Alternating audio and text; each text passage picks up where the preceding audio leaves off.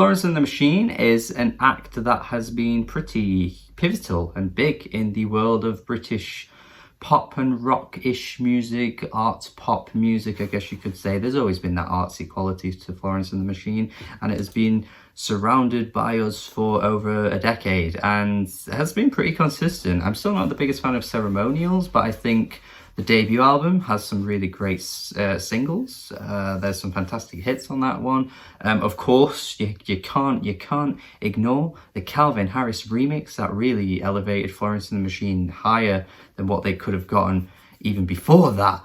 And that song has aged exceptionally well, may I add, too. That's a really good song. But it's not just about that. There have been other albums too since then. The album from a few years back, 2018, was pretty good. But for me, you can't top the 2015 album, man. How big, how blue, how beautiful. You can't top it. You can't top it. You can't say there's an album by them that's better than that.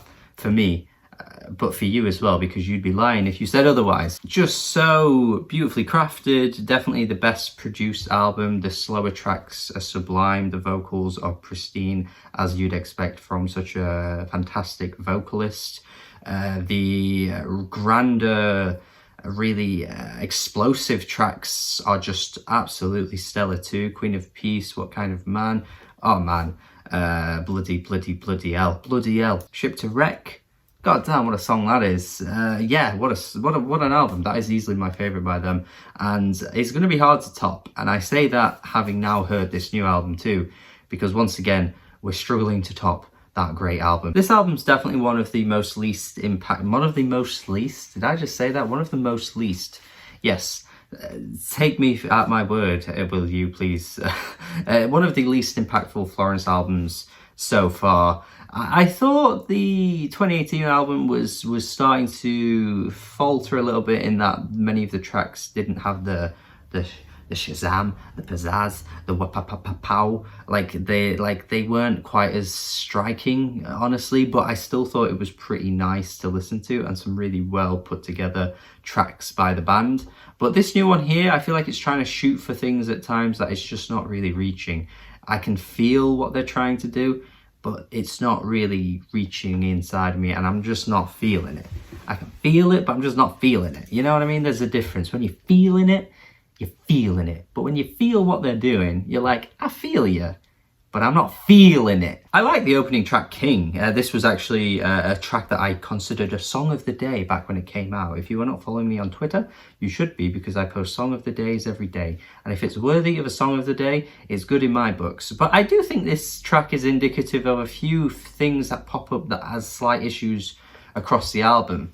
And that's just the predictability of it. Like, it's good, but once you keep listening to the album multiple times, you just don't really get that sense of excitement going back to a track like this. And the build is really satisfying, but it takes a bit of time to get there. Similarly with Dream Girl Evil, actually. Like, you can see the vision and the production is really good.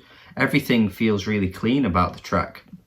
But the end product just doesn't really satisfy me. Like, I'm just sort of expecting the song to sound the way it does, and then once it plays out, I'm just like, yeah, it all sounds fine, but I'm just waiting for that extra spice that doesn't really kick in. Some of the tracks actually that do have that bit of extra oomph that I was sort of hoping for are bizarrely some of the shortest tracks on the whole thing. Prayer Factory being the prime example of this.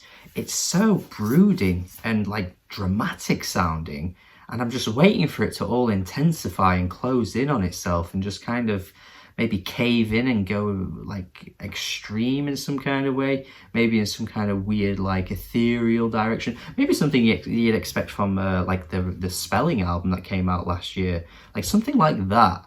No, it wasn't last year, was it? Was it 2020? It was 2020. I apologize. Was it last year? No, it was last year. What year was that album? When was that? You know the one, The Turning Wheel. The Turning Wheel. Last year. It was last year, wasn't it? Yeah. I knew. Never doubted it. I didn't doubt it. But yeah, it feels like something like that. And then it just shuts off. Like, it's such a short track. And I'm just sort of like, this could have been longer. Like, why couldn't you have just extended this out into a fully fleshed out song? They have the audacity to do it again on Heaven Is Here as well. Like, if it wasn't enough to do it the first time, they prematurely end the song again. And I'm just sort of thinking, nah, this could have gone further. It's really short. It's not as short as the other one, but it's still short. It's very ritual-esque. It almost feels like they're, you know, kind of casting a spell on someone or something, just the way it's kind of like stompy and like oh yeah, like it's very very earthly and tribal, and it sounds quite unique for what you usually expect for Florence, but again just ends, and I'm just a bit like, that could have probably gone further. But still, there's good moments. I still like Cassandra. It feels very authentic to what the band is capable of doing and what has always done generally. It reminds me of something Bat for Lashes would do in the early days of Bat for Lashes. Like, I'm talking like the 2009 album, which came out the same year as the Florence debut too, which is funny.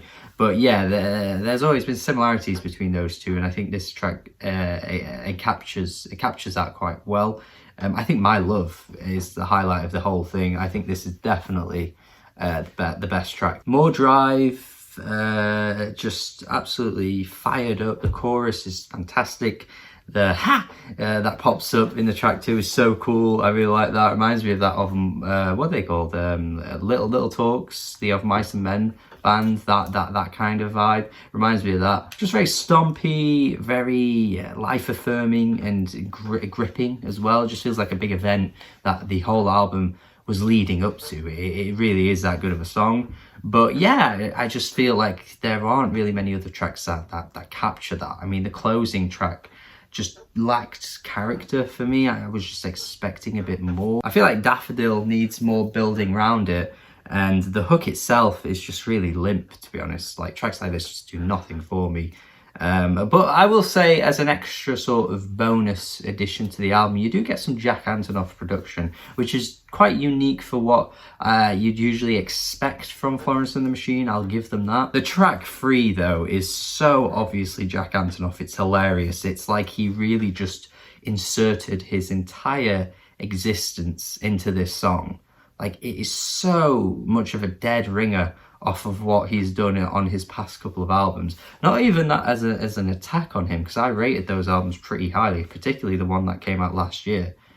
Yes, that one did come out last year. I'm not going to doubt myself this time. But it just does make me laugh how, you know, their music never sounds like this, and Jack Antonoff is on the track, and it's just so blatantly Jack Antonoff and Bleachers-esque. It makes me laugh.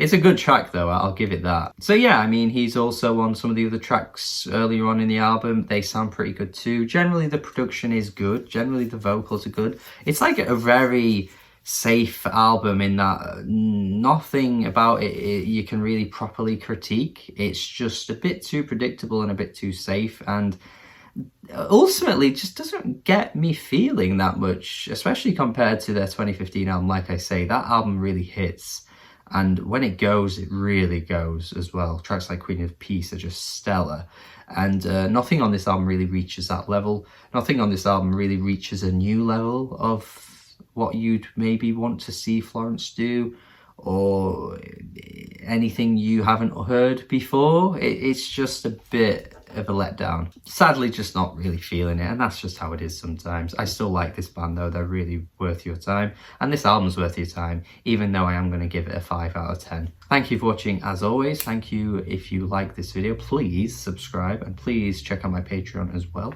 Would love to see you do that. I need to wash my hair because it's a bit greasy, to be honest.